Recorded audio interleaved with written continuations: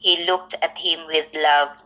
So, Jesus said, you know the commandment, ayaw pagpanapaw, ayaw pagpatay, ayaw pagpangawat, ayaw pagpamakak, ayaw pagpangilad, tahura ang imong amahan o ginahan. Master, Ginoo, tubag dayon ang batanon. Tanan kini akong gisunod sukad pa sa akong pagkabata. So, clearly, this rich young man loved God ug nagtinguha nga magkinabuhi nga matarong.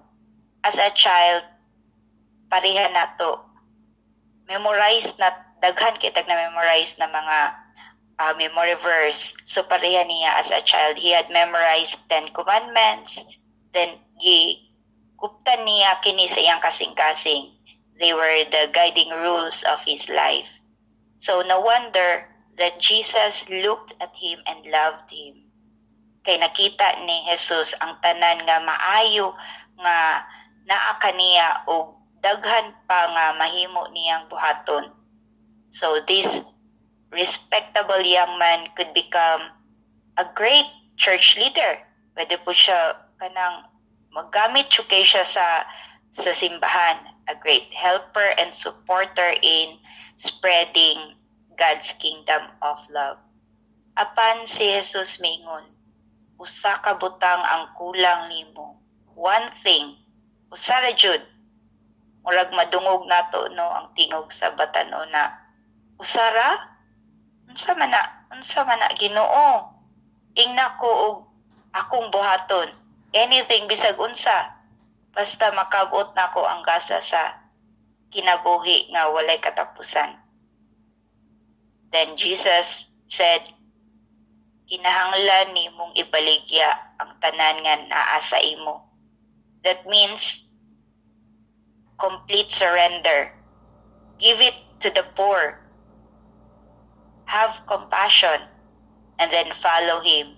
So there's faith and obedience. The lesson is clear. Ang batan-ong dato nagtinguha sa kinabuhi nga walay katapusan ug nagkinabuhi nga matarong.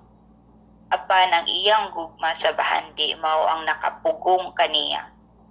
Jesus loved him deeply, but his one thing kept him from fully committing. The story ends with a reminder to us na si Jesus nagpadayon sa pagpamulong. Kulang ka og usa ka butang. You lack one thing. So karon ask yourself, pangutanon nato ato ang mga kaugalingon. What is my one thing that I struggle to let go? Unsa ka ang usa ka butang nga lisod na kong biyaan? When Jesus said to the young man, he touched the area of his life na labing importante kaniya, nga mao ang kwarta.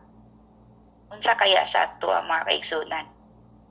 Ang labing importante sa ato apan alang ka nato lahi-lahi kini tan-awon, apan pareho gyapon ka tinuod.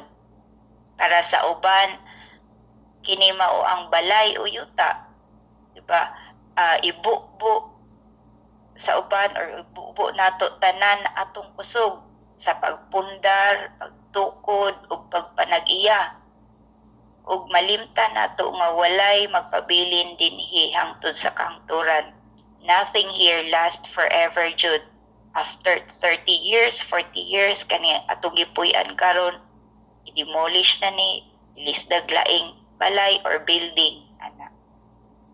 So kawang la.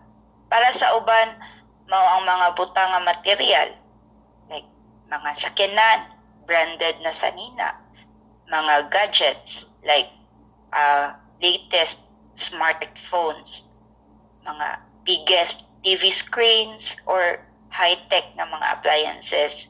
Gunita nato kini pag-ayo hangtod kini mahimong bahin sa atong pagkatawnan. So for some, mao ang trabaho o career. Maghunaw-na ta sa promotion, labi na sa kanang nata sa government kay dugay kayong promotion. Diya kasagaran mo na ako madunggan sa akong mga kaila.